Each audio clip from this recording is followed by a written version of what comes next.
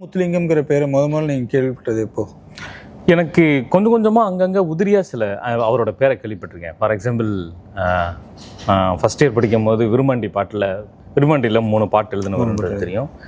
கடைசி அரசவை கவிஞர்ன்ற பேர் தெரியும். ஆனால் எனக்கு ரொம்ப ஆழமாக பதிஞ்சது எப்போனா, நான் அப்போ மெட்ராஸ் யூனிவர்சிட்டியில் படிச்சுக்கிட்டு இருக்கும்போது இன்டர்ன்ஷிப்க்கு தினமணியில் இன்டர்ன்ஷிப் பண்ணிக்கிட்டு இருந்த டைம். அப்போ எனக்கு ஒரு தகவல் வந்துச்சு. யாருன்னா ரவி சுப்பிரமணியம்னு ஒரு ஆவணப்பட இயக்குனர், எங்களோட கவிஞர். ஆமாம். அப்போ நான் பிஜி ஃபஸ்ட் இயர் படிச்சுட்டு இருக்கும்போது ஒரு தகவல் சொல்கிறாரு. பார்த்தீங்களா, முத்துலிங்கம் கடந்த 25 வருஷமாக தூங்காமல் இருக்காருங்கன்னு. எனக்கு இந்த தகவல் ரொம்ப தூக்கி வாரி போட்டுச்சு. ஏன்னா ஒரு நாள் தூங்காமல் இருந்தாலே நமக்கு உடம்பெல்லாம் சோர்ந்து போயிடும், கண்ணெல்லாம் ரொம்ப சொக்கி நின்றுடும், கைகாலெல்லாம் நடுங்க ஆரம்பிக்கும், ரொம்ப டயர்டாக இருக்குமா. ஒருத்தவர் 25 வருஷம் தூங்காமல் இருக்கான்றது பெரிய ஆச்சரியமாக இருந்துச்சு. அப்போ ஒரு ஜேர்னலிஸ்டோட பாயிண்ட் ஆஃப் வியூவில் அவரை நான் அணுக ஆரம்பித்தேன். நான் அதுக்கப்புறம் நேராக அவரை பார்த்து பேசினா ஆச்சரியத்துக்கு மேலே ஆச்சரியமாக இருந்துச்சு. இன்னைக்கு வரைக்கும் அவர் தூங்கலைன்னு நினைக்கிறேன். நிஜமாக சொல்கிறீங்களா? உண்மையிலே கடந்த 40 வருஷமாக அவர் தூங்கலை. என்ன சொல்கிறீங்க? உண்மையிலே தகவலாக இருக்குது. ரொம்ப ரொம்ப புது. ஆமாம், இதை பற்றி நான் தினமணியில் பெரிய ஆர்டிக்கல் எழுதியிருக்கேன் நான். ஓ ஆமாம். இது எனக்கு தெரிஞ்ச ஒரு 10 கோடியில் ஒருத்தவருக்கு இருக்கக்கூடிய ஒரு பிரச்சனை, கண்டிஷன். ஆனால் இதை நோய்னு சொல்ல முடியாது, அதான் கண்டிஷன். ஆமாம், கண்டிஷன்னு சொல்லலாம். எனக்கு இதை கேட்டவுடனே எனக்கு ஆச்சரியமாக கேட்டுச்சு. நான் அவர் நேராக போய் பார்த்து கேட்டேன், என்னங்க இப்படி அப்படின்னு. அவர் இந்த உலகத்தை அவர் எப்படி பார்க்குறான்றதுக்கு அவரோட பதில் ஒரு எடுத்துக்காட்டு. தூக்கம் வர வந்தால் நல்லதானே, பாட்டு எழுதுறதுக்கு எனக்கு டைம் கிடைக்கும் அப்படின்னு சொன்னார். எனக்கு ஆச்சரியமாக இருந்துச்சு. ஆனால் இந்த தகவல் உங்களுக்கு ஒரு பெரிய ஆச்சரியமாக இருக்கும்னு நினைக்கிறேன். உங்களுக்கு மட்டும் இல்லை, பார்க்குற நேயர்கள் எல்லாத்துக்கும் ஒரு பெரிய ஆச்சரியமாக தான் இருக்கும். 40 வருஷமாக தூங்காமல் இருக்கிற ஒருத்தவர் தமிழ்நாட்டில் இருக்காரு, அதுவும் பாடலாசிரியர் துறையில் இருக்காருன்றது ஒரு சிறப்பு. நான் ஒரு பாடல்கள் கேட்டு, நான் ஏதோ ஒரு பாட்டை கேட்டு எனக்கு தூக்கம் வரல, அப்படியே தான் சொல்லுவீங்க அப்படின்னு. நாமெல்லாம் தூங்காமல் இருக்கிறதுக்கு பாட்டு எழுதுறதுக்காகவே அவர் தூங்காமல் இருக்காரு, இப்படி கூட நம்ம எடுத்துக்கலாம். ஓகே. ஆனால் அவரை பற்றி யோசிச்சா எம்ஜிஆருக்கு நிறைய பாடல்கள் எழுதியிருக்காரு.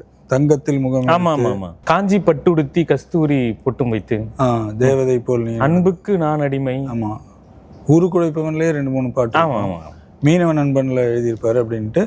அதுக்கப்புறம் சமீபத்தில் அவரோட ட்ரெண்டான பாடல் கருத்த மச்சான், அதை எழுதினது அவர் தான். அது மாதிரி அப்புறம் இல்லை, ஹிட் சாங்ஸ்ன்னு பார்க்க போனால் விடலப்புள்ள நேசத்துக்கு அந்த பாட்டு, இதழில் கதை எழுதும் நேரம் இது, காதல் மகாராணி, மாஞ்சோலை கிளிதானோ மான்தானோ, ஏன் இப்போ கூலிக்கு ஒரு பாட்டு கொண்டு வந்தாங்க பார்த்தீங்களா, அது அந்த வாவா கருத்த மச்சான் அப்படி ட்ரெண்ட் ஆனதுதான். ஆமா, கூலியும் அந்த வாவா பக்கம், அதையும் அவர் தான் எழுதினாரு. காதல் மகாராணி அவர் தான் எழுதினாரு. பட்டுக்கண்ணம் தொட்டுக்குள்ள, மாஞ்சோலை கிளிதானோ, காற்று தாலாட்டுதே, அது அவர் தான். அதோட ஒரு பாட்டு கேட்டு ரொம்ப, நான் இளையராஜா தான் எழுதியிருப்பாருன்னு நினைச்சேன். மிஷ்கினோட தாலாட்டு கேட்க நானும் எத்தனை நாள் காத்திருந்தேன், அந்த பாட்டு முத்துலிங்கம் நான் நிறைய ஹிட் சாங் கொடுத்துருக்காரு. இந்த தலைமுறையில் நடுவில் உள்ள தலைமுறையும் பெருசாக அவரை கவனிக்காமல் விட்டுட்டாங்க. அல்லது இது சரியா தவறான்னு தெரியல. வைரமுத்து ஒரு இடம் சொல்லுவார், அதை நான் முழுக்க உடன்படுறேன். இந்த உலகம் உன்னை கவனிக்கலைன்னா அது உலகத்தோட தப்பு இல்லை, இந்த உலகத்தை நீ கவனிக்க வைக்கலைன்னா அது உன்னோட தப்பு. இந்த பாயிண்ட் ஆஃப் வியூவில் நான் அதை நான் பார்த்துக்கிறேன். அதிகப்படியான சுயமரியாதை கூட அவர் வெளியே தெரியாமல் இருக்கிறதுக்கு ஒரு காரணமாக கூட இருக்கலாம்.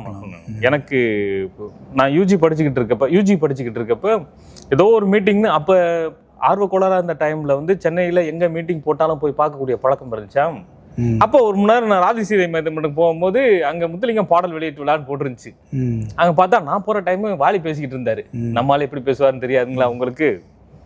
அவர் டக்குன்னு பேசிட்டு இருக்கும்போது, நான் சுறாமீன் சாப்பிடுகிற பிராமின் என்பார். அந்த மீட்டிங்லேயே அதை பேசினாரு.